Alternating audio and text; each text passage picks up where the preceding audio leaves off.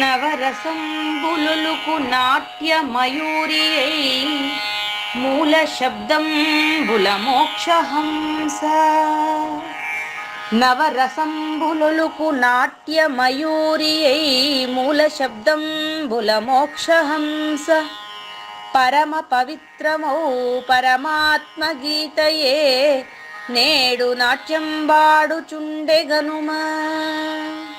పరమ పవిత్రమో పరమాత్మ గీతయే నేడు నాట్యంబాడుచుండెగనుమ. మునిరతనార్యులు మోదిల్లు శిష్యుండు, మునిరతనార్యులు మోదిల్లు శిష్యుండు సహజాచలుని కంఠ శబ్దరీతి. అజ్ఞానతిమిరంబులంతంబుజేయ అనాదిబోధను వినుము ఆర్యులార.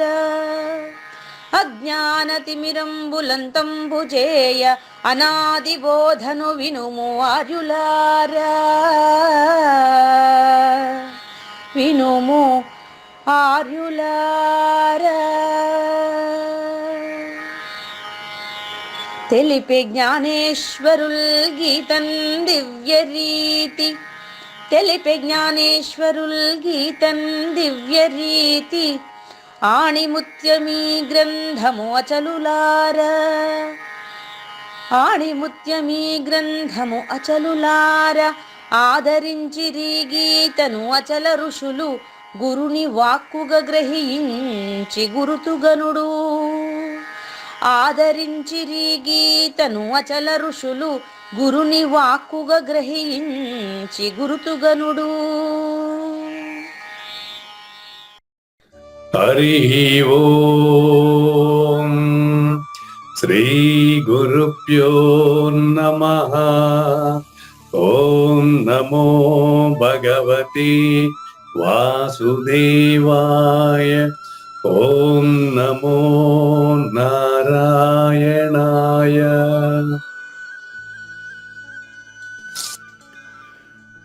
ఈ గీతా జ్ఞానగిర కార్యక్రమం మొదలై నిన్నటికి 913 రోజులైందండి. ఈ రోజు 914 రోజు. ఈ గీతా జ్ఞానగిర కార్యక్రమం సంకల్పించి నిర్వహిస్తున్న శ్రీ విద్యాసాగర్ గురువు గారికి, శ్రీ వెంకటేశ్వర గురువు గారికి శ్రోతలందరి తరపున ధన్యవాదాలు వంపాలి. ఈనాటి కార్యక్రమంలో పాల్గొన్న ఆత్మస్వరూపులైన శ్రోతలందరికీ కైవల్యాసం తరపున, అలాగే శ్రీ శివరామ దీక్షితుల వారి అచల యూట్యూబ్ ఛానల్ తరపున హృదయపూర్వక స్వాగతం, వందనాలు. కార్యక్రమం ఆరంభించమని గురువు గారిని కోరుతున్నానండి.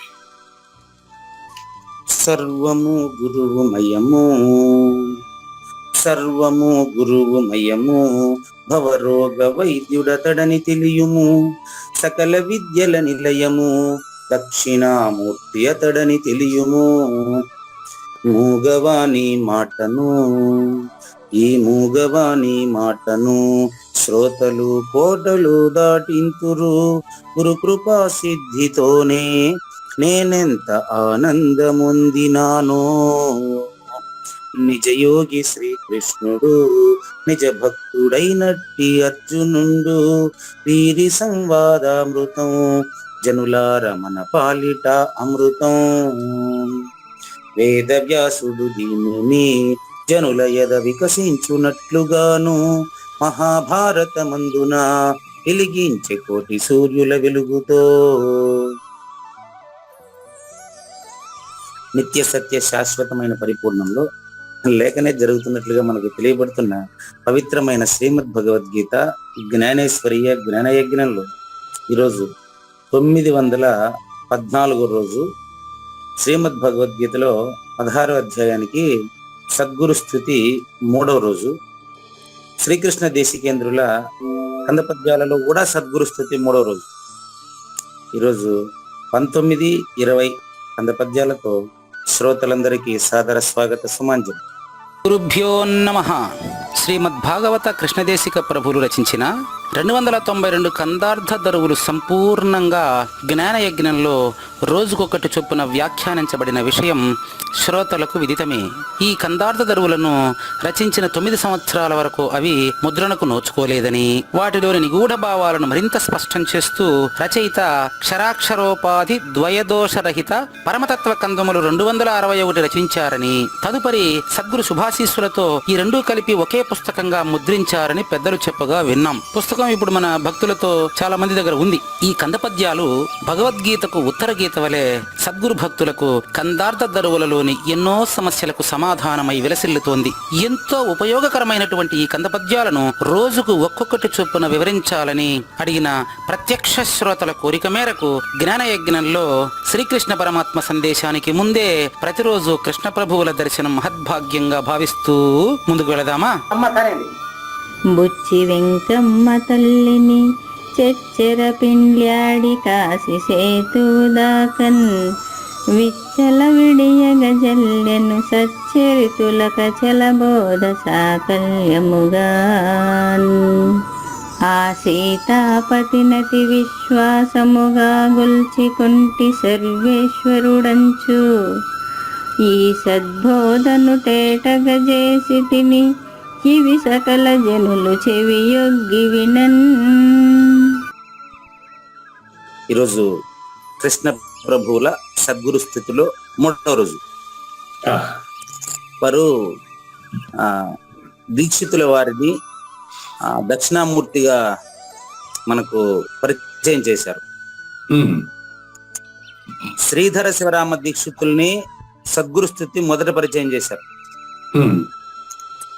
తర్వాత ఆ దీక్షితుల కృపకు పాత్రులైనటువంటి అప్పమంత్రిని పరశురామ సీతారామ స్వామిని ఒకరోజు పరిచయం చేశారు.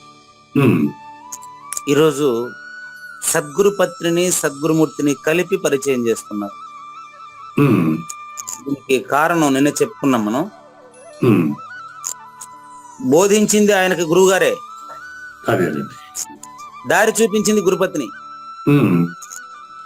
నాకు బోధించింది తలపల మురత్నం గారే. గురువు గారికి నాకు పూర్తిగా నేను వాళ్ళ ఇంట్లో ఉన్నన్ని రోజులు గురుపుత్రిక ఆమె గీత ఆమె పేరు, ఆమె సంపూర్ణంగా మాకు ఆహారం అందించినటువంటి ఆవిడ. మరి ఇప్పుడు గురువు గారికి సేవ చేసే వాళ్ళను కూడా మనం గురువు లెక్కనే భావించాలి. ఇంపార్టెంట్. ఆయన వెంకటేశ్వర భోజనం చేసుకోదు ఉండు అంటాడు అనమాట. అప్పుడు నేను లేదు గురువు గారు ఇంట్లో భోజనం సిద్ధంగా ఉంది అంటే, సరే భోజనం అయితే నీకు వద్దు ఆయన వెంకటేశ్వర ప్రసాదం కూడా తీసుకోవా అంటే అక్కడ బందీ అవుతాం అనమాట. అంటే ప్రసాదం అనేటప్పటికీ దాని మీద మనకు ఒక పవిత్రమైన భావం వస్తుంది చూడండి. కాబట్టి ప్రసాదం కూడా తీసుకోవా అనేటప్పటికి అంతసేపు విన్నందుకు మనం ఆయన ఇబ్బంది పెట్టడం ఎందుకని అక్కడే కూర్చొని భోజనం చేస్తాం. ఇట్లా అలవాటు అయిపోయింది నాకు. గురువు గారింట్లోనే కంప్లీట్ గా భోజనము, నిద్ర, స్నానము అన్ని గురువు ఇంట్లోనే. అప్పుడు ఆయన మాట్లాడే మాటలు, అట్లాగే వాళ్ళ గురుపత్ని గాని గురుపుత్రిక గాని మనకు సరైన సమయానికి అన్ని అందిస్తూ ఆయన సాంగత్యాలను ఉండడం వల్ల వాళ్ళకి బోధ వచ్చిన రాకపోయినా వాళ్ళని గురువుగానే భావించాల్సిన బాధ్యత శిష్యుడికి ఉన్నది. కానీ ఇక్కడ కృష్ణ ప్రభువుల జీవితాన్ని ఒకసారి పరిశీలిస్తే, నా జీవితాన్ని మీ ముందర పెట్టిన ఇప్పుడు అది ప్రతిబింబిస్తుందండి. వక్త ఎవరైనా సరే, వ్యాఖ్యాత గాని వక్త గాని మనకు బోధిస్తున్నటువంటి వాళ్ళు వాళ్ళ నిజ జీవితంలో జరిగింది మనకు ఖచ్చితంగా సమాజంలో ప్రతిబింబిస్తుందండి. ఇప్పుడు కృష్ణ ప్రభువుల జీవితాన్ని చూడండి. కృష్ణ ప్రభువులు కుడుపూడి నాగేశ్వరరావు గారు ప్రత్యేకంగా చెప్పారండి ఈ విషయాలనంతా చెప్పమని చెప్పి. ఆయన మాత్రం విని ఉండారు ఇంతకు ముందు, మీకంతా కూడా చెప్పమని చెప్పి ఆయన సలహాతోనే మళ్ళీ ఇవన్నీ గుర్తొస్తున్నాయి. ప్రారంభం అసలు కృష్ణ ప్రభువులకి ఈ పరిస్థితి ఎందుకు వచ్చింది తెలుసా? ఇంత తేటైన బోధ ఎందుకు వచ్చింది తెలుసా? ఆయన జీవితంలో 4 సంవత్సరాల కాలంలోనే ఆయన తప్ప రక్త సంబంధికులందరూ కాలం చేశారండి. తల్లి, తండ్రి, భార్య, అన్న, తమ్ముడు, అక్క, చెల్లె కంప్లీట్. తాను మాత్రం మిగిలాడు. ఆ కథను తీసుకుని పాడుకుంటూ రామ మంత్రం ఇచ్చిపోయారు కదా భద్రాచల రామ భక్తులు వచ్చి. అంతకుముందు ఆయనకు రామ రామ రామ అదే ఇంకేం తెలియదు. రామ భజన, రామ మంత్రం, రామాయణంలో ఉండే పాటలు ఇవే. ఉమ్, అప్పుడు ఇవన్నీ పాడుకుని ఈ యొక్క కృష్ణ ప్రభువులు ఏం చేశారంటే వీటిని పాటలుగా మార్చి తీసుకొని పోయేసి అక్కడ భద్రాచల రామదాసు సన్నిధిలో, భద్రాచలంలో, ఆయన ఖమ్మం జిల్లాలో ఉండే భద్రాచలంలో పోయేసి దీని గురించి పాడుకుంటూ ఎలుగెత్తి పాడుతూ ఉన్నారనమాట. ఉమ్, దాన్ని విన్న ఆవిడే ఈ రోజు ఈయన సంబోధించింది, ప్రారంభించింది, బుచ్చి వెంకమ్మ తల్లి. ఉమ్, అప్పుడు ఆవిడ గురుపతిని ఆయనకు తెలియదు. ఉమ్, అది పూర్తిగా వినేసి అతని బాధను చూసి అతన్ని పిలిచి ఆదరించి కూర్చోబెట్టి అడిగింది బుచ్చి వెంకమ్మ తల్లి, ఉమ్, నాయన ఏం నీ ప్రాబ్లం, నీ బాధ ఏమి, ఈ విధంగా పాడుతున్నావంటే ఇదంతా పాట కాదు, నీ నిజ జీవితంలో గాథ అని నాకు అర్థమైంది. ఉమ్, ఎందుకు నీకు ఇట్లా జరిగింది, ఏమి నీ బాధ, ఏమి కూర్చో అంటే అప్పుడు ఆ అమ్మగారికి అన్ని విన్నవిస్తాడు. ఆవిడ గురుపతిని అని తెలియదు అతనికి. ఉమ్, అప్పుడు కృష్ణ ప్రభువులంతా చెప్పిన తర్వాత ఓహో ఇతను ఇప్పుడు ఖచ్చితంగా ఇతను ప్రబోధకు పనికి వస్తాడని గురుపతిని అతనిని ఆదరించి ఏం చేస్తుందంటే, ఉమ్, గురువు గారు నా భర్త అని ఆమె చెప్పలేదు. ఉమ్, ఆయన నువ్వు పలానా చిరునామా నేను ఒక అడ్రస్ ఇస్తాను, అక్కడికి పోయినావంటే పూర్తిగా నీ మనసులో బాధ అంతా దిగిపోతుంది, నువ్వు చాలా గొప్పవాడివి, ఇది దీనికంతా ఏదో కారణము లేకుండా కార్యం జరగదు, ఉమ్, నీకు ఇవన్నీ జరగడానికి కారణం సద్గురువే నేను ఇక్కడికి పంపారు నాయన, ఉమ్, నీ కోసం ఎదురు చూస్తున్నటువంటి ఒక ఆయన ఉన్నాడు, నువ్వు పలానా చోటికి వెళ్ళు అని చిరునామా మాత్రమే ఇస్తుంది ఆమె. ఉమ్, నా భర్త అని చెప్పలేదు. ఉమ్, తీరా ఆయన అక్కడికి వెళ్ళి గురు ప్రార్థన చేసిన వెంటనే అక్కడ ఈవిడే ముందు కనిపిస్తారు. ఉమ్, ఏంటమ్మా మీ ఇంటికి రమ్మని చెప్పినావా నన్ను అని చెప్పి అడుగుతాడు.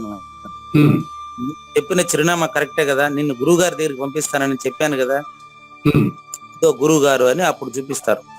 ఉమ్, అప్పుడు ఏమండి నేను పరిచయం చేశాను కదా నీకు ముందే, ఆయన ఇతనే ఉమ్,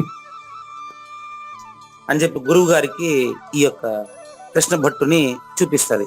ఉమ్, అప్పుడు ఆయన బోధ ప్రారంభించి కృష్ణ ప్రభువుని ఇంతటి వాడిని చేస్తాడు.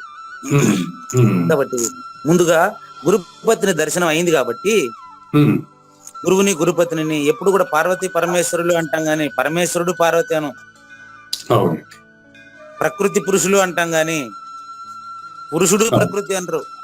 అవును, పద్య ప్రారంభంలో కూడా ఈయన ఎత్తుగడ గురుపత్రినే మొదట కీర్తించారు. అవును, నామరూపాల తర్వాత చైతన్యం నేనని తెలియబడుతుంది తప్ప ముందే చైతన్యం నేనని తెలియబడదు, శూన్యం, అది అబద్ధపు గుర్తది. ఉమ్, కాబట్టి బోధ ఎప్పుడు కూడా, బోధ క్రమం ఎప్పుడు కూడా నామరూపాల నుంచే మొదలు పెట్టాలి. ఉమ్, చూసుకోండి, పలుకున కలిగిన అర్థము ముందు పలుకే చెప్పాడు ఆయన కూడా. ఆ, పలుకు పార్వతి, అర్థం ఈశ్వరుడు అండి. ఉమ్, పలుకు అర్థము కానటువంటిది పరిపూర్ణం అండి. అది పలుకు పార్వతి, అర్థం ఈశ్వరుడు. ఓకే, ఎస్, ఈ రెండు కానిదే పరిపూర్ణం అండి, ఉమ్, ఇందులో అనుమానమే లేదండి. అదేనండి, రెండు అయ్యింది పూజ వెంకటేశ్వర, ఓకే, ఓకే, ఉమ్, రెండు కానిదే పరిపూర్ణం, ఉమ్, సింపుల్. కాబట్టి ఈ బోధ నాకు తెలియడానికి కారణం ముందుగా మహాతల్లి గురుపతిని. కాబట్టి బుచ్చి వెంకమ్మ తల్లిని చచ్చర పెండ్లాడి కాశీ సేతువదాకన్, ఈ ప్రపంచంలో ఈ బోధ ఎక్కడ పరిఢవిల్లుతూ ఉండినప్పటికీ, నేను కృష్ణ ప్రభువులనే వ్యక్తి మీకు చెబుతున్నప్పటికీ, ఇది ఖచ్చితంగా పలానా రోజు భద్రాచలంలో నా బాధ చూసి నా గాథ విని నన్ను సద్గురుమూర్తి దగ్గరికి చేర్చినటువంటి గురుపతిని ప్రధాన కారణం కాబట్టి బుచ్చి వెంకమ్మ తల్లిని చర పెండ్లాడి కాశీ సేతువదాకన్ విచ్చల విడియ గజల్లెను సచ్చరితుల కచల బోధ సాకల్యముగా. ఇక్కడ నిజానికి పరశురామ సీతారామ స్వామి మనకు తెలియదు, మనకు పుస్తకంలో కనిపిస్తాడు, ఇది కృష్ణ ప్రభువులు మాత్రమే. కానీ కృష్ణ ప్రభువులు చెబుతా ఉండే ఈ బోధ ప్రపంచ నలుమూలలా వెదజల్లబడుతున్నటువంటి ఈ బోధ సద్గురువుదే, నాది కాదు అని అర్థం. చూసారా కృష్ణ ప్రభువుల వినయం ఎంత గొప్పదో చూసారా. ఇప్పుడు ఆ సీతాపతి నాకు గురు బ్రహ్మ, గురు విష్ణు, గురుదేవో మహేశ్వర కాదు, గురు సాక్షాత్తు పరబ్రహ్మ తస్మై శ్రీ గురవే నమః. చూడండి, పలుకు పార్వతి అన్నారు, ఆ పలుకులో ఉండే అర్థం ఈశ్వరుడు అన్నారు. రెండు కలిస్తే మరి ఎరుక, ఈ రెండు కలవకపోతే పరమేశ్వరుడు అంటే సర్వేశ్వరుడు. ఇది చూసుకుంటే నా గురువు ఈ గురువు గురుపతిని కంటే అతీతమైన ములుగుచ్చ సందు లేకుండా నిండి నిబిడీకృతమై ఉన్నటువంటి సర్వేశ్వరుడు నా గురువు. ఉమ్. మీ అందరికి కూడా ఆయన గురువు. అవును. ఆ సీతాపతిని ఎవరు? ఆ శ్రీరామచంద్రమూర్తి నాకు ఇక్కడ బుచ్చి వెంకమ్మ తల్లి భర్తగా కనిపించారంతేను. ఆ రాముడే వశిష్ఠ గీత విన్నాడే, ఉమ్. యోగ వాసిష్టం మనకందరికి పంచాడే వశిష్ఠ మహర్షి ద్వారా. ఉమ్. ఆ రాముడే ఉమ్. సీతాపతి అని పెట్టాడు చూసుకోండి. ఉమ్. మరి బుచ్చి వెంకమ్మ తల్లి భర్త అని పెట్టలేదే, ఉమ్. సీతాపతి అనే పెట్టాడు 2020లో. ఉమ్. ఎందుకు తెలుసా? ఉమ్. సరిగ్గా 16 సంవత్సరాల ప్రాయంలో ఉమ్. యోగ వాసిష్టాన్ని ప్రపంచానికి వినిపించేలా చేశాడే ఆ సీతాపతి ఈ యొక్క సీతారామ స్వామి. ఉమ్. ద్వాపర యుగంలో 16-17 సంవత్సరాల వయసులో కుచేలుడితో కలిసి సుధాముడితో కలిసి సాందీపని ద్వారా బోధ విన్నాడే ఉమ్. ఆ శ్రీకృష్ణ పరమాత్మ ఈ సీతాపతి. ఉమ్. మరి త్రేతాయుగంలో రాముడు, ద్వాపర యుగంలో కృష్ణుడు నా గురువు అని చెప్పినటువంటి ఈయన ఇప్పుడు కూడా ఈయన అదే కదా. ఉమ్. వీరు కూడా కృష్ణ ప్రభువులు కూడా మనకు శ్రీరామచంద్రుడే కదా. అంతేనండి, అంతే. ఆ దక్షిణామూర్తి స్వరూపమైన ఏకైక గురు స్వరూపమే కదా. ఉమ్. ఆ సీతాపతిని నేను మామూలు విశ్వాసం కాదు, అతి విశ్వాసమునం కొల్చికొంటి ఏమని సర్వేశ్వరుడని ఉమ్. ఆయన్ను కొల్చి ఈ సద్బోధ నిజమైన బోధను ఉమ్. అచల పరిపూర్ణాన్ని నీ కంటి ముందర స్పష్టంగా కొండెదుట పెట్టి చూపినంత స్పష్టంగా పరిపూర్ణాన్ని నువ్వే పరిపూర్ణమని చూపించే ఈ బోధను తేట చేసేసాను. ఉమ్. సింపుల్ గా అందరికి అర్థమయ్యేట్టుగా నేను కందపద్యాల రూపంలో రాసి పెట్టేశాను. ఉమ్. ఎందుకో తెలుసా? ఉమ్. కొంతమంది చేతిలో పడి, వ్యాపారస్తుల చేతిలో పడి ఇది వ్యాపారం కాకూడదని. ఉమ్. ఇది సకల జనులు. ఎందుకు కొంతమందినే భావిస్తారు మీరు? కొంతమందికి అందరికి అర్హత ఉందయ్యా. ఉమ్. ఇవి సకల జనులు సకల జనులు. ఉమ్. ఆ యొక్క కలనరులు ప్రారంభంలో చెప్పినటువంటిదే ఈ కలనరులారా అన్నాడు. ఇక్కడ సకల జనులు అన్నాడు చూడండి. ఉమ్. ఈ కలకందములను వినుడు ఓ కలనరులారా అని చెప్పారు కదా. సకల జనులు. ఉమ్. ఆ యొక్క కల జనులు, కలనరులు అందరూ కూడా, జనులు అంటే జనన మరణాలనే కళను నిజంగా భావించి భ్రాంతి చెందుతున్నటువంటి సకల జనులు అందరూ కూడా చెవి యొగ్గి వినన్, చెవి దగ్గర పెట్టి వినండి అంటే అర్థం ఏంటండి? చెవులు మూసుకోండి అంటే చేతులతో మూసుకోమని కాదు. పంచ విషయాల పట్ల చెవులు మూసుకోండి, పంచ విషయాలకు అతీతమైన పరిపూర్ణం పట్ల చెవుని తెరవండి. ఇంకా మీరు అర్థం చేసుకోండి. ఇక్కడ చిన్న సందేహం వస్తుంది గురుగారు. ఏమి లేదు, దీనికి సంబంధమైంది. ఎలాగంటే సాందీపుడు దగ్గర మహాపురుషుడైనటువంటి కృష్ణుడు, ఆయనతో పాటు కుచేలుడు ఇద్దరు అప్పుడు గురువుపదేశం పొందారు, అంతా బాగుంది. కానీ కుచేలుడు చివరి వరకు కూడా చాలా ప్రాబ్లం పొందాడే. అది ఎందుకు జరిగింది మరి? అంత గురువుపదేశం పొంది మరి ఏం పొందినట్టు సాందీపుడు మరి ఆ గురువు దగ్గర? చెప్తాను. మంచి ప్రశ్న అండి. ఎవరు రాశారు భాగవతాన్ని? మీరు చెప్పిన 2 పాత్రలు రాసింది ఎవరు? అదేనండి. అదే కాదు, తెలుగులో అయితే పోతానండి, సంస్కృతంలో దాన్ని రాసింది వ్యాసుడేనండి. వ్యాసుడు కదా రచయిత. అవును. వ్యాసుని రచనలో కృష్ణుడు కుచేలుడు పాత్రలు. వ్యాసుని రచనలో ఒకడు పేదవాడుగా, ఒకటి ధనవంతుడుగా, చక్రవర్తిగా సృష్టించి ఆయన పుస్తకం రాశాడు. ఆ పుస్తకంలో ఉండే ఇద్దరు కేవలం పాత్రధారులు మాత్రమే. పేదవాడు ధనవంతుడు అని ఇద్దరు లేరు. కావాలంటే చూడండి అని ఒక పురాణ ఉపాఖ్యానం ద్వారా, భాగవత ఉపాఖ్యానం ద్వారా దాన్ని తీసుకుని వచ్చి ఆ యొక్క ద్వారకలో ఇదే కృష్ణుని పెట్టి ఆయన పేదవాడుగా ఆయన దగ్గరికి పోయినట్టు, ఈయన దగ్గర ఆయన అటుకులు ఒక పిడికిడి తింటే ఈయన ఐశ్వర్యవంతుడు అయిపోయినట్టు. ఇప్పుడు పేదవాడు ఎట్టున్నాడు, ఆయన అటుకులు ఈయన తింటానే ఏమైంది? ఈయన శరీరం, ఈయన యొక్క స్థానం అంతా ఏమైంది?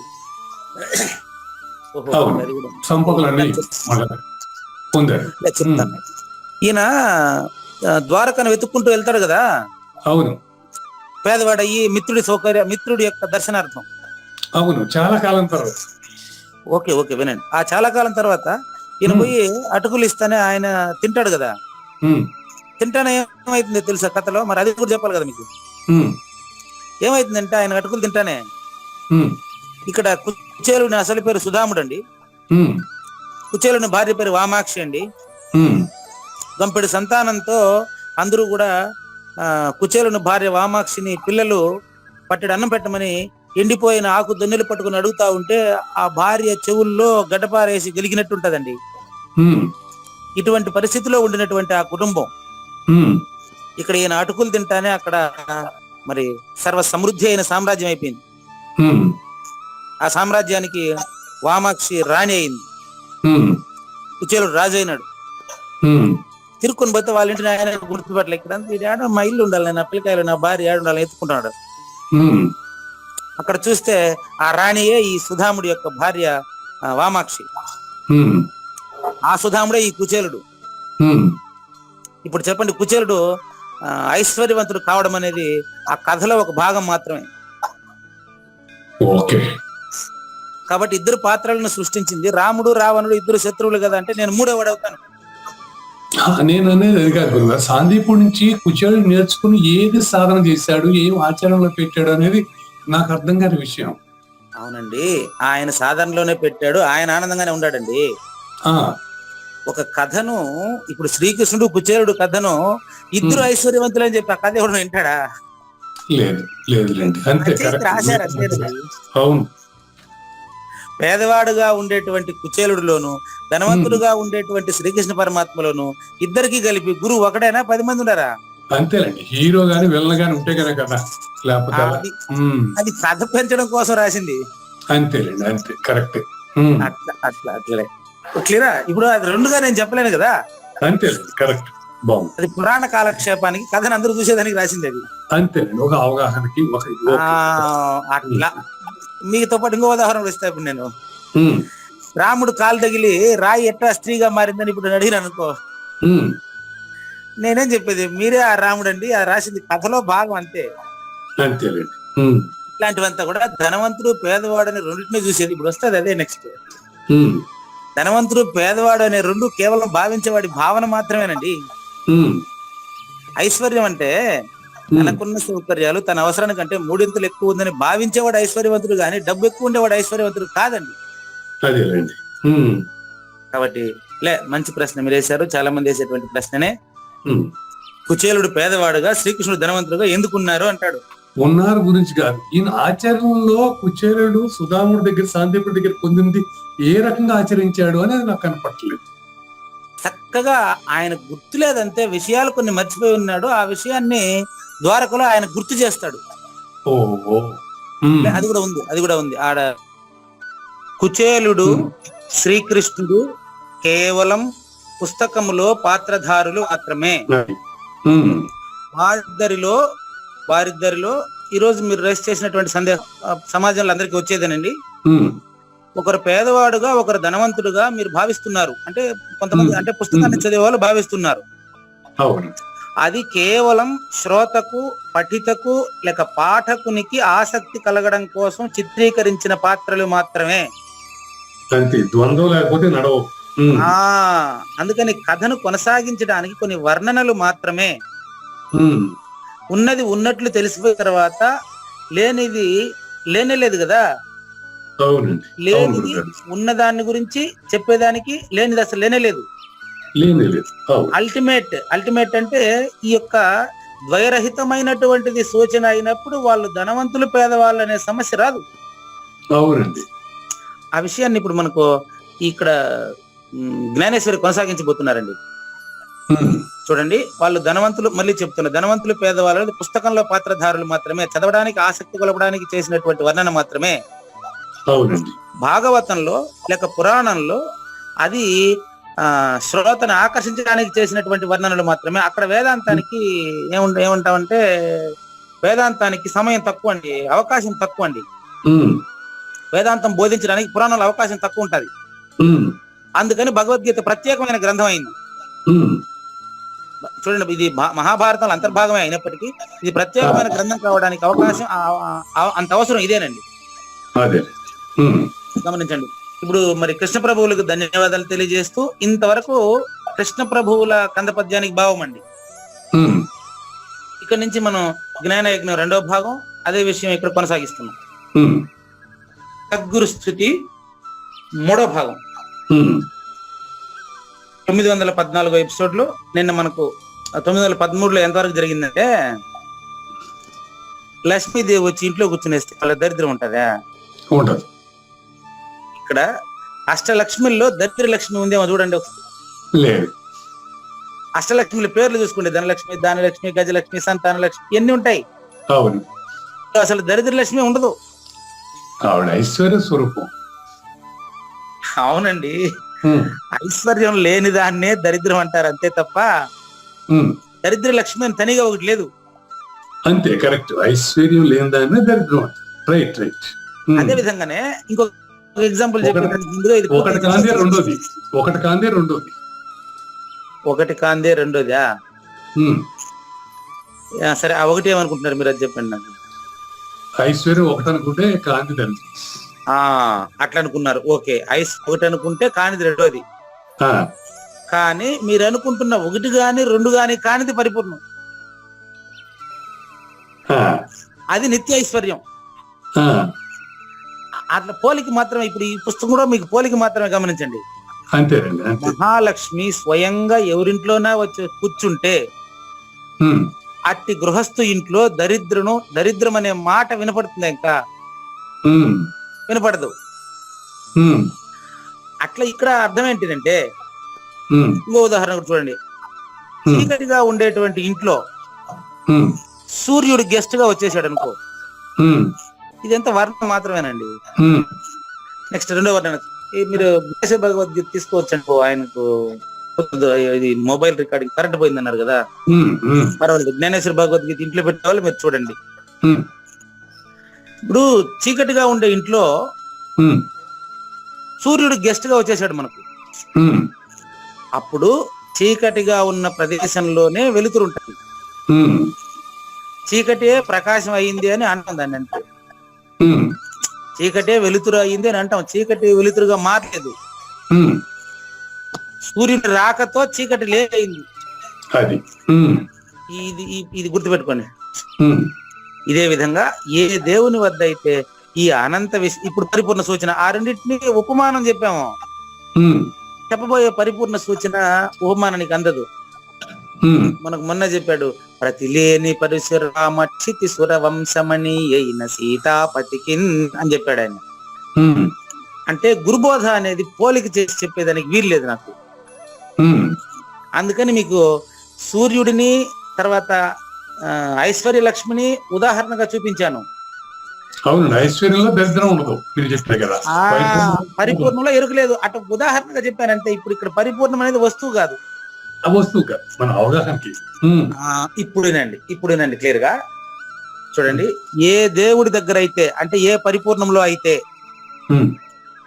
ఈ అనంత విశ్వము అంటే దరిద్రం గాని ఐశ్వర్యం గాని ఈ రెండు ఉండదో, నేను ఐశ్వర్యవంతుణ్ణి అంటే కూడా నేను పేదోడు కాదనే ద్వైతం సూచన వస్తుంది. అదే చెప్తానండి, ఇది పరిపూర్ణంలో ఇంత విశ్వము పరమాణువుగా కూడా లేదు. బాగా గుర్తుపెట్టుకోండి. అనోరణీయాన్ మహితో మహియాన్ అనేది ఎరుకండి, చాలా ఇంపార్టెంట్. అణువు కంటే చిన్నది, మహత్తు కంటే పెద్దది. ఎందుకంటే అణువు కంటే చిన్నగా కూడా గుర్తుంది. మహత్తు కంటే పెద్దదని ఎందుకు చెప్పారో కూడా చెప్పేస్తాను మీకు. బ్రహ్మణ్యోర్ అవ్యక్తం అవ్యక్తాన్ మహత్తు అన్నారు. అంటే ఆ మహత్తు దానికి ముందు అవ్యక్తంలో ఉంది. సృష్టికి సంబంధించిన అవ్యక్తమే అన్నిటికంటే పెద్దది, దానికంటే పెద్దది లేదు. కానీ సృష్టి లేనిదే పరిపూర్ణం. అర్థమైందా? ఇంకా మళ్ళీ చెప్పాలా? ఈ విషయం మళ్ళీ చెప్పాలా? లేదండి, సృష్టి లేనిదే పరిపూర్ణం. అది ఆ పరిపూర్ణంలో ఈ అనంత విశ్వము అణువుగా కూడా లేదు. ఇప్పుడు వచ్చిన ఈ విషయం వచ్చేసి, అప్పుడు ఇతను ధనవంతుడు ఇతను పేదవాడు అనే గుర్తించే అబద్ధపు గుర్తు నాగేశ్వర ప్రసాద్ది, అంతేగాని మీది కాదు. మీరు పరిపూర్ణులు. క్లియర్ అయిపోయిందా? చూసుకోండి. మీరు గాఢ నిద్రలో మీరు పరిపూర్ణులే కదా అయ్యా. వినిపిస్తుందా? లేదు, నాకేం డిస్టర్బెన్స్ లేదు. మీరు గాఢ నిద్రలో పరిపూర్ణులండి. అప్పుడు కృష్ణుడు ఐశ్వర్యవంతుడు, కుచేలుడు పేదోడు కదా అనేటువంటి భావన మీకుందా? లేదు. నువ్వే ఇప్పుడు మాట్లాడుతా ఉండేది. ఇప్పుడు కూడా ఆ నువ్వే నువ్వు అనుకుంటే ఇప్పుడు వాళ్ళిద్దరి మధ్య తేడా చూసేటువంటి నాగేశ్వర ప్రసాద్ లేడు. ఉమ్, ఉమ్, అదే పరిపూర్ణ స్థితి. ఆ, అంటే మిగతా అప్లై చేసుకోవాలి, స్పర్శ ప్రాక్టీస్ చేసుకోవాలి. ఉమ్, క్లియరా? క్లియర్ అండి. ఇప్పుడు చూడండి, అట్టి దేవుడు అంటే ఆ పరిపూర్ణం అండి. ఉమ్, ఆ భక్తి అనే తరంగములకు వశమైనాడు అనుకో, ఉమ్, బాగా గమనించండి. అటువంటి వాడు ఇప్పుడు అంటే మరి నామరూపాలు ఎట్టొచ్చినా ఈ గురువులకి అని మీరు ప్రశ్నిస్తారు, దానికి సమాధానం వచ్చేస్తాం. ఉమ్, అట్టి పరిపూర్ణుడు ఏ శరీరం నుంచి చెప్పకుండా ఉంటాడు చెప్పండి. ములుగుచ్చేదానికి సందు లేకుండా నామరూపాలకు అతీతంగా అంతటా ఉండేటువంటి సద్గురుమూర్తి ఉమ్. ఏమండి సాందీపనిగా వస్తాడు, వశిష్ఠుడుగా వస్తాడు, వ్యాసుడుగా వస్తాడు. మనకి ఎందుకండి? కానీ గమనించండి. పాయింట్ ఏంటండి, ఇప్పుడు నామరూపాలు గురువుకి ఎలా వచ్చాయి అనేది, ఎందుకోసం వచ్చాయి, ఎవరు చేశారు అనేది కూడా పాయింటే కదా గురువు గారు. అవునండి, ఎవరు చేయలేదనే చెప్తాండి. దీన్ని ఎవరు చేయలేదని, చీకటిని ఎవరు సృష్టించారు చెప్పండి చూద్దాం. అయ్యా, చీకటిని ఎవరైనా సృష్టించారా? చీకటిని ఎవరు సృష్టించలే. అంతే, సృష్టి కూడా అంతే, సృష్టి కూడా అంతే. ఇప్పుడు ఆ రకంగా చూస్తే చీకటి ఉన్నదేదో ఉంది, దాంట్లో ఎలుగొచ్చి పడింది అన్నట్టు, వచ్చినట్టు పడింది అనుకోవచ్చా? కాదండి, కాదండి. ఈ చీకటి ఉంది, వెలుగొచ్చి పడింది నాగేశ్వర ప్రసాద్ కథ. మీరు మాట్లాడాలంటే పంచభూతాల్లో ఉండి మాట్లాడాలండి. కాబట్టి మీరు చీకటి ఉంది, దానికి వెలుతురు వచ్చి పడింది, ఇదంతా సూర్యుడు, చంద్రుడు, భూమి మధ్యలో ఉండే నాగేశ్వర ప్రసాద్ కథ.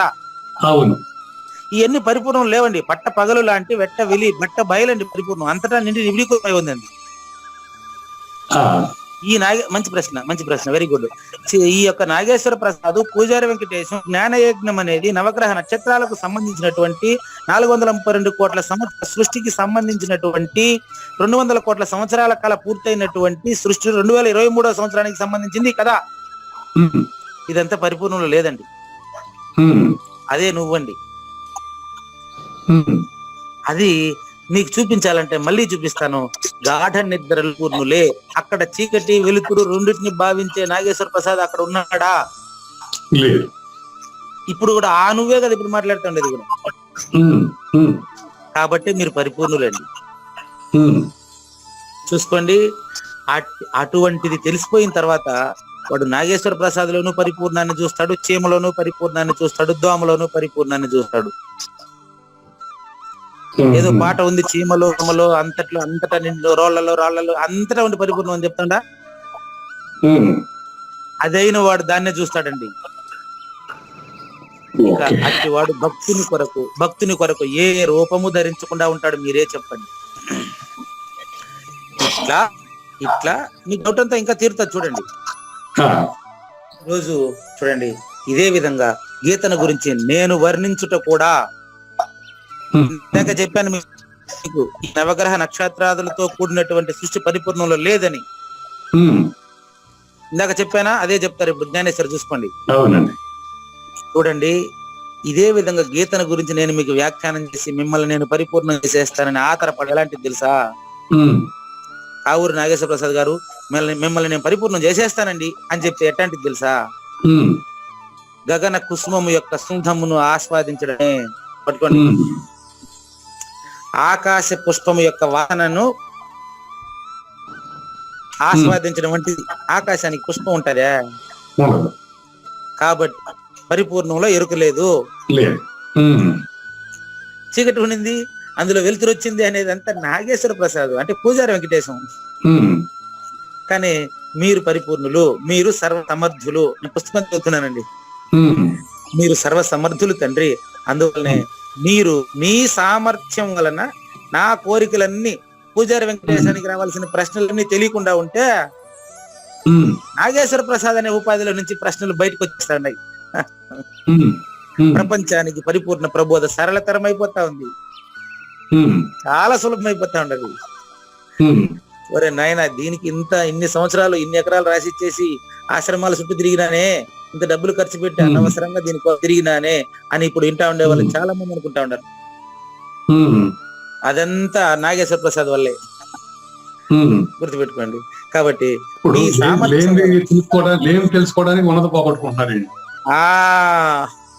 మళ్ళీ చూడండి, దాంట్లో మళ్ళీ కరెక్షన్ చేస్తా. చెప్పండి. మళ్ళీ చెప్పండి. ఇది లేదని తెలుసుకోవడానికి ఉన్నది పోగొట్టుకున్నారు, ఉన్నది అనుకుంటే పోగొట్టుకుంటున్నారండి. అట్లే రండి, దాన్ని చిన్నగా చేంజ్ చేస్తాను. మీరు చెప్తేనే చెప్తా, లేకపోతే నాకు రాదు. చూడండి, పరిపూర్ణం ఉన్నదా లేనిదా? ఉన్నది. అట్టే రండి. ఉన్నది తెలుసుకోవడానికి, బాగా గమనించండి, ఉన్నది తెలుసుకోవడానికి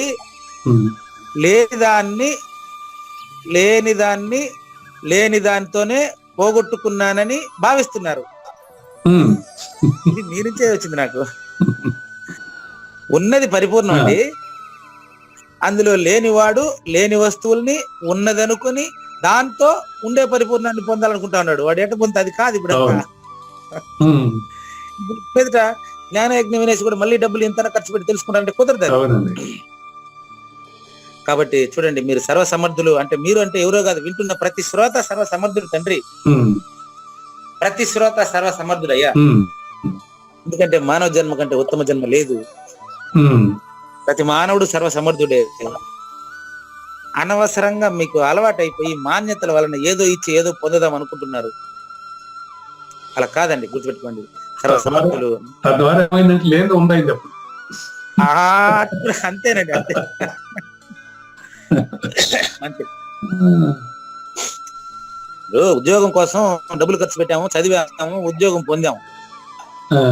అట్లా పొందేది అనుకుంటా ఉన్నారు వీళ్ళు. కాబట్టి గుర్తుపెట్టుకోండి, మీ సామర్థ్యం వలన నా వాంఛ కూడా నెరవేర్చేశారు. మీరు వేయాలనుకున్న ప్రశ్నలంతా నేను అనుకున్నవే గానీ నేను వేయలేకపోతాను. అది మీరు వేసి నా దగ్గర నిజమైన గురుమూర్తి నుంచి వచ్చే బోధను, నా దగ్గర బోధన రప్పించి లాగి ప్రపంచానికి పనిచేస్తుంది.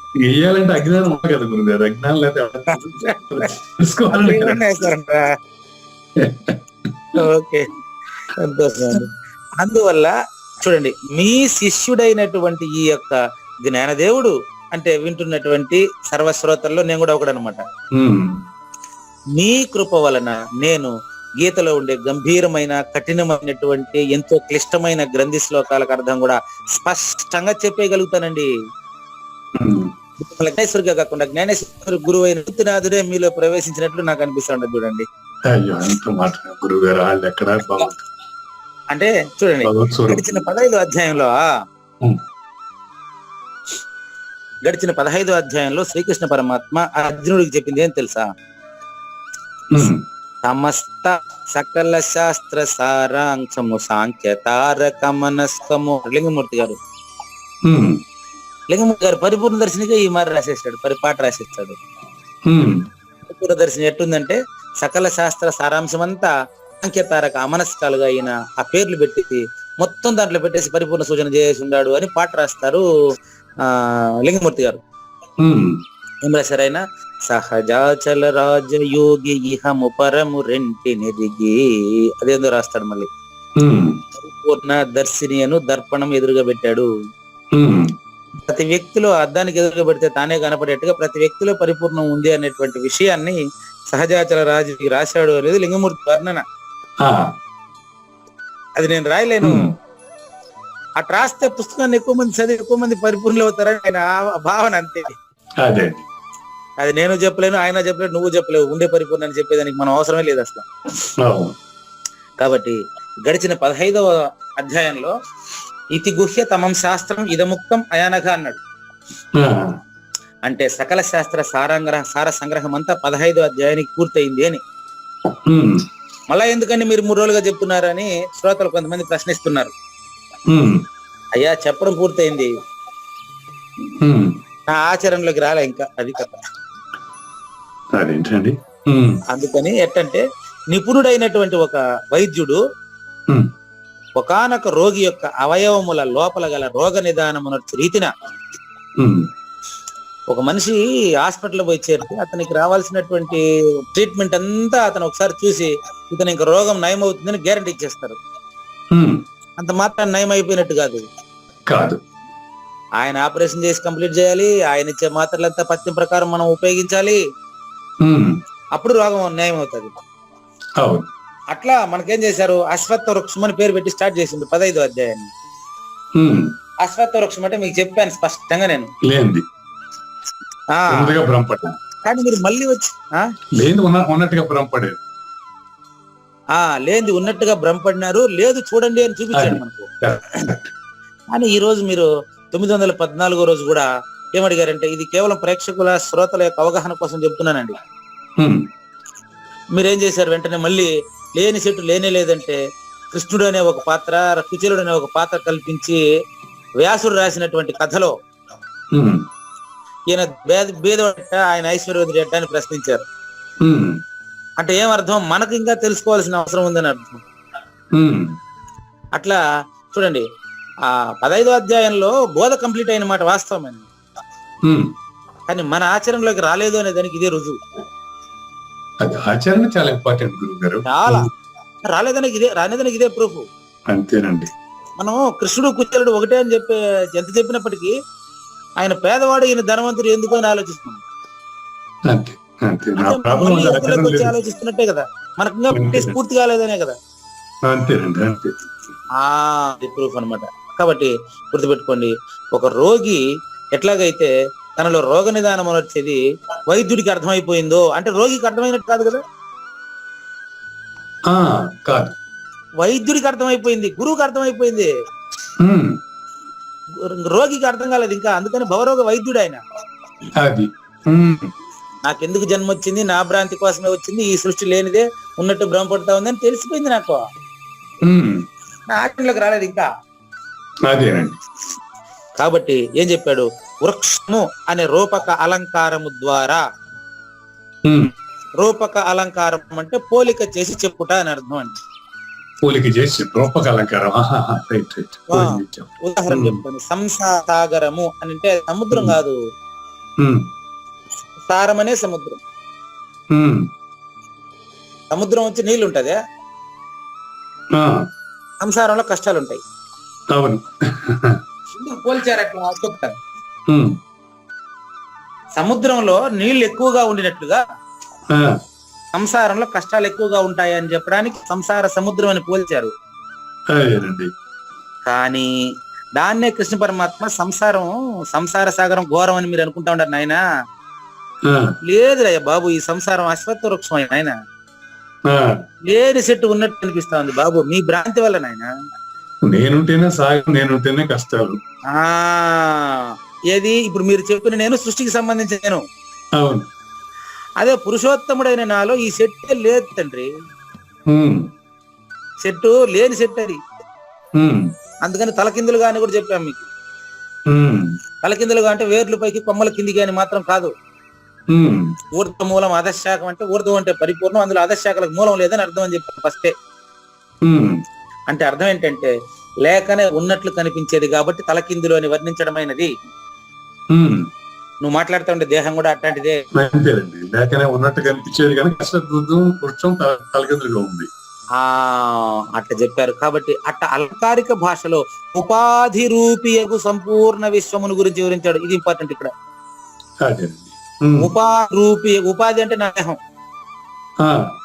సంసారం పూజారి వెంకటేశానికి కనిపించే సంసారం పూజారి వెంకటేశం దేహానికి మాత్రమే సంబంధించింది కదా, అంతేనండి. పరిపూర్ణానికి సంబంధించింది కాదు.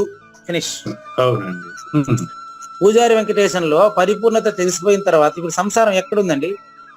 లేదు, లేదు. ఆచరణయుక్తమైనటువంటిది అప్డేట్స్ మళ్ళీ కొన్ని ఈ జ్ఞానయజ్ఞం అయిపోయే లోపే కూడా మీకు తెలిసే వీలుందండి. అంతేనండి. ఆచరణయుక్తంగా అనేది చాలా ఇంపార్టెంట్ విషయం. ఎట్లా ఆచరిస్తున్నాను అనేది ఇప్పుడు చెప్పకూడదు, ఆచరించిన మాత్రమే చెప్పుకుంటాను. భవిష్యత్తులో కూడా నేను మీకు ఆచరించినటువంటిది మీకు అప్డేట్ చేస్తూ వస్తాను. ఆచరణలోకి ఎట్లా వస్తుంది మీకు చూడండి. సంసారూప వృక్షము ఉపాధి రూపి అని వర్ణించారు. పూర్ణమగు విశ్వాన్ని వర్ణించాడు. అంటే విశ్వంలో అణువు నుంచి మహత్తు వరకు పూర్తిగా లేనిదే అశ్వత్థ వృక్షము. మరి లేనిది లేదని తెలిసినటువంటి వారు నాకు ఇంతవరకు కనపడలేదు. మళ్ళీ చెప్తున్నా కదా మీకు, భౌతికంగా శారీరకంగా కూడా వాళ్ళు కనిపించేటప్పటికి వాళ్ళ గురించి పుస్తకాల్లో చదవాల్సి వస్తా ఉంది తప్ప వాళ్ళు ఉండేటప్పుడు వాళ్ళని గుర్తిస్తేనే పరిపూర్ణుడండి. వాళ్ళు ఉండేటప్పుడు వాళ్ళని గుర్తించేటువంటి వ్యక్తి మనకి ఇంతవరకు నాకైతే వ్యక్తి రూపంగా ఎవరు కనపడడం లేదు. దాన్ని తెలుసుకునే దానికి శ్రద్ధగా ఉండేటువంటి శిష్యుడు కూడా కనపడలే ఇంకా నాకు. ఉమ్, దానికి ఏం చేయాలి అది కూడా చూడండి, మీరే ఆలోచించండి. ఉమ్, నిజంగా నేను పరిపూర్ణాన్ని తెలుసుకోవడం కోసమే వచ్చానండి, నాకు జన్మరహితమే కావాలి అని మాట్లాడే వాళ్ళు నిజంగా దానికోసం రాలేదండి. రాలేదు. ఒకసారి గమనించండి. No doubt. ఇప్పుడు ఉన్నది ఉన్నట్టుగా అనుకుంటే మనం డిఫరెంట్ గా అదేనండి, అది కథ. అది సత్యం. అది యాక్చువల్ గా మనం ఆ, ఒప్పుకోవాల్సిన విషయం ఎక్కడ అది. కనిపిస్తారండి గురు శిష్య రహితమే పరిపూర్ణం అండి. ఉమ్, కాబట్టి ఈ విశ్వంలో సంసార వృక్షం పూర్తిగా లేనిదని చెప్పి, ఉమ్, లేని సంసారంలో ఈ జీవాత్మ అనేటువంటి అక్షర పురుషుని లక్షణాన్ని కూడా చెప్పారు. ఆ, ఉపాధి క్షరము, జీవాత్మ అక్షరం అండి. ఉపాధి క్షరము, జీవాత్మ అక్షరం. Okay okay. ఉమ్, క్షరాక్షర విలక్షణం పరిపూర్ణం అండి. అదే అండి, రైట్. ఉపాధి అక్షరం, క్షరం, ఉపాధి క్షరం, జీవాత్మ ఉపాధిలో గుర్తిరిగేవాడు అక్షరం. జీవాత్మ అక్షరం. ఓకే.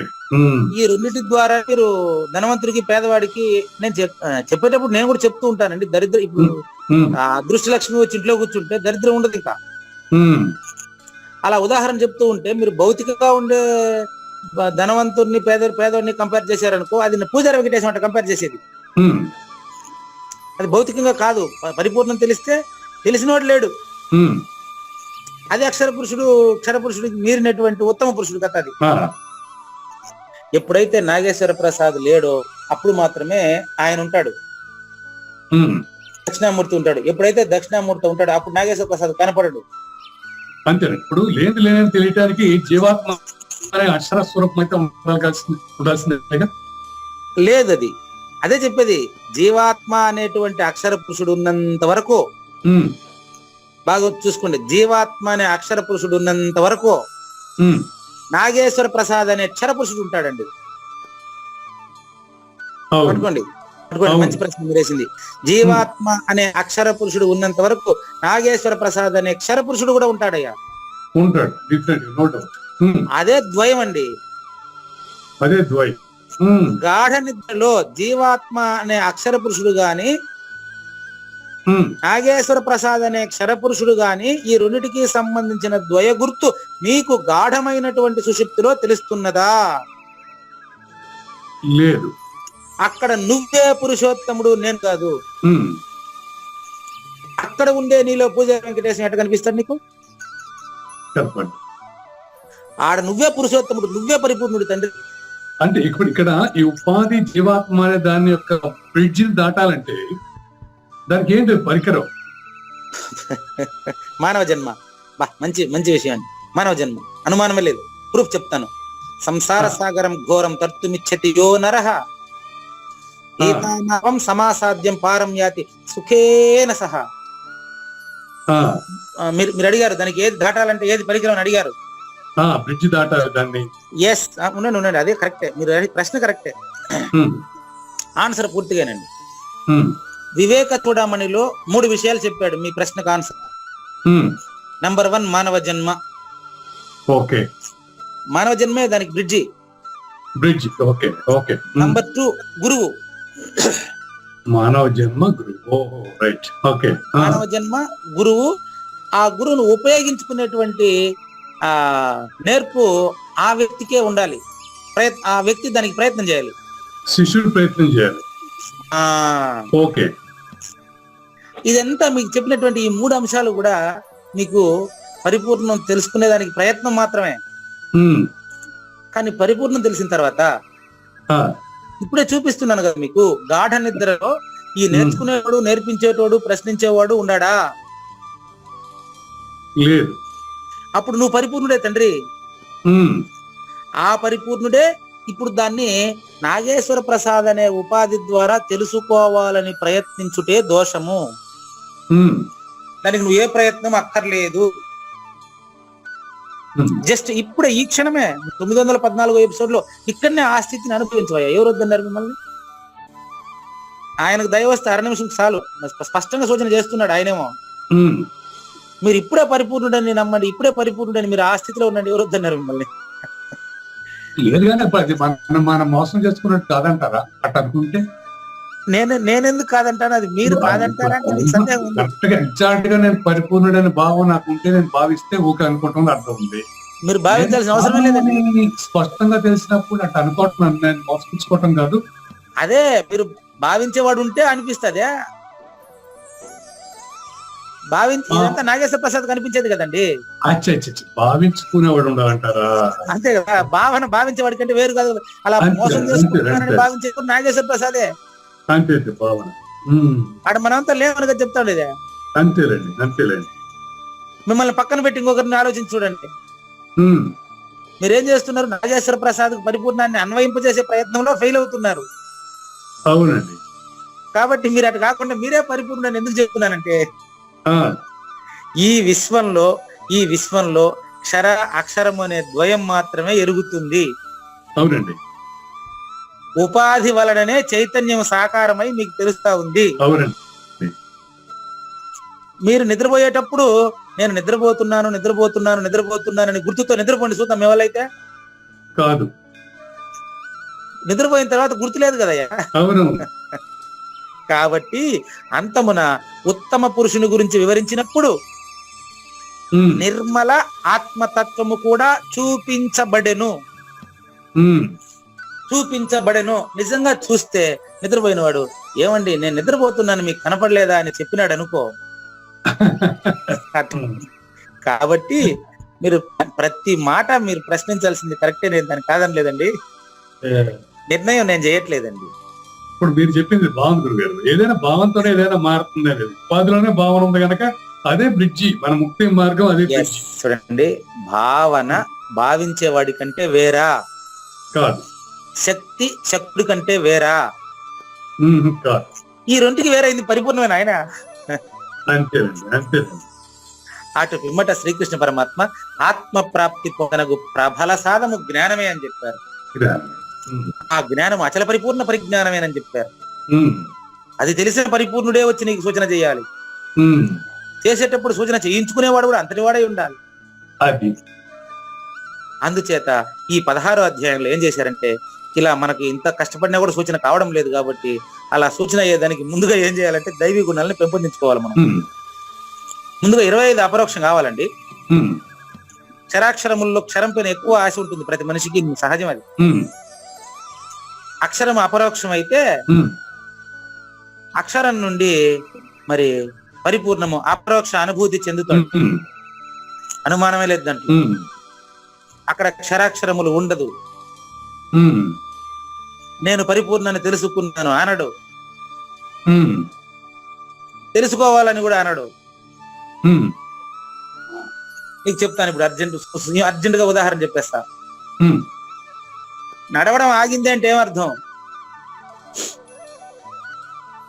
నడవటం ఆగింది, నడక ఆగింది అంటే నేను ఒక ఊరికి వెళ్ళాలండి. అవునండి.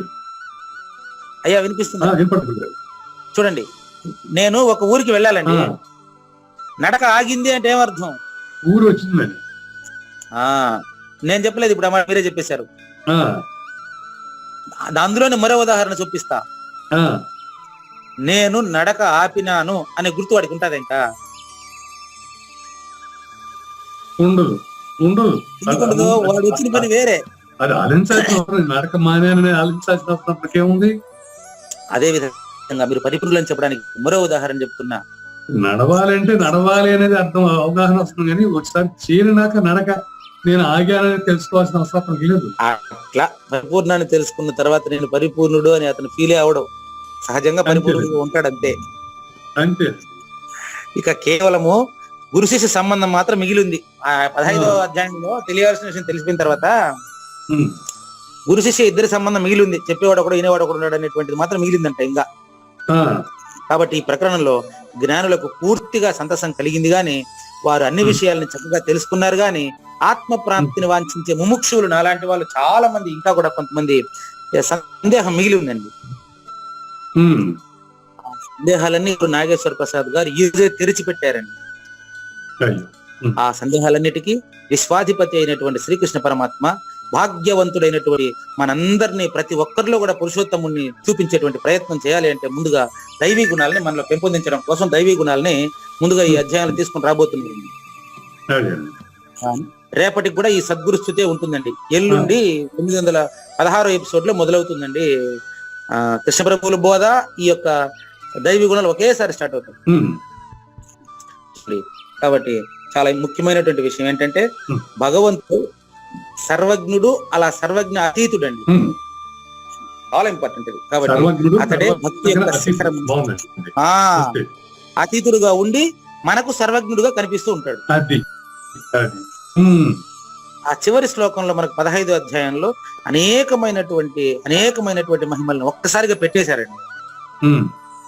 అధ్యాయం ముగించాలి కాబట్టి ముగించినటువంటి అధ్యాయం మనకు వంట పట్టాలి అంటే, బోధ అయితే 15వ అధ్యాయానికి అయిపోయింది. మనకు వంట పట్టాలంటే, అది మనకు అనుభూతిలోకి రావాలంటే ముందు మనం దైవీ గుణాలను పెంపొందించుకోవాలి. కాబట్టి దైవీ గుణముల యొక్క ప్రాధాన్యత 915 ఎపిసోడ్ లో చూద్దాం. లేనిది లేదు లేదు, ఉన్నది లేకపోవుట లేదండి, ఈ గొప్ప మర్మమంతా నీ వలన తేటగా తెలిసేనండి, శ్రీకృష్ణుని పలుకును సూటిగా తలపల మునిరత్నమే, శ్రీమించిన భావమై సద్గురువు చెప్పకనే చెప్పెను గదా. సద్గురు మంగళం అమ్మ కానండి. జయ మంగళం నిత్య శుభమంగళం, జయతు జయ మంగళం మహోత్సవ మంగళం, జయ మంగళం నిత్య శుభమంగళం, జయతు జయ మంగళం మహోత్సవ మంగళం. శ్రీమించున చలంబు సూచించినటువంటి దక్షిణామూర్తికి దండమిడుతూ, శ్రీమించున చలంబు సూచించినటువంటి దక్షిణామూర్తికి దండమిడుతూ, శ్రీ మహావిష్ణువు సూర్య భగవానుడు యాజ్ఞవల్కి జనక రాజ ఋషికి, జయ మంగళం నిత్య శుభమంగళం, జయతు జయ మంగళం మహోత్సవ మంగళం. అయం వ్యర్థ బాహ్య కోపిన భవతి అనే సుఖయోగి సాంది పరుసుల వరుస, అయం వ్యర్థ బాహ్య కోపిన భవతి అనే సుఖయోగి సాంది పరుసుల వరుస, దీనినే శ్రీకృష్ణ పరమాత్మ వద్దనే ఎరిగరిగిన ఉద్ధవార్జునులకు, జయ మంగళం నిత్య శుభమంగళం, జయతు జయ మంగళం మహోత్సవ మంగళం.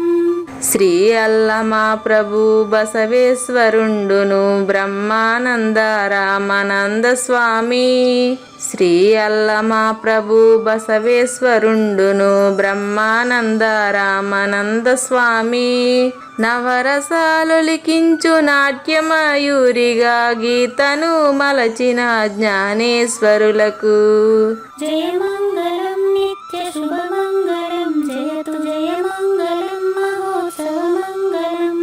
కబీరు దాసుడు సహజానంద గురుడు రామావధూతయురాజితముగా, కబీరు దాసుడు సహజానంద గురుడు రామావధూతయురాజితముగా, అంబికా శివయోగి శ్రీవేమన నిరంజన వెంకయ్య తిరువెంగళార్యులకును, జయ మంగళం నిత్య శుభమంగళం, జయతు జయ మంగళం మహోత్సవ మంగళం. శ్రీ బృహద్వాశిష్ట సిద్ధాంతమును చేసి జనన మరణ భ్రాంతి జడుపు బాపి, శ్రీ బృహద్వాశిష్ట సిద్ధాంతమును చేసి జనన మరణ భ్రాంతి జడుపు బాపి, అచల సాంప్రదాయమవనిలో నెలకొలిపి అందించినట్టి శివరాములకును, జయ మంగళం నిత్య శుభమంగళం, జయతు జయ మంగళం మహోత్సవ మంగళం. మెప్పైన బోధల తిప్పలు బాపిన అప్పయ్య మంత్రియు అచల గురులు, మెప్పైన బోధల తిప్పలు బాపిన అప్పయ్య మంత్రియు అచల గురులు, పరశురామ సీతారామ స్వామి ప్రభులు నరసింహయోగి గురువర్యులకును, జయ మంగళం నిత్య శుభమంగళం, జయతు జయ మంగళం మహోత్సవ మంగళం. కంద కందార్థముల నందించి బృందముకు రంది పాపిన కృష్ణ ప్రభువునకును, కంద కందార్థముల నందించి బృందముకు రంది పాపిన కృష్ణ ప్రభువునకును, పలుకులా కందనిది పరబయలు ఇది అని పలికిన ఫీల్కాన లక్ష్మణునకు.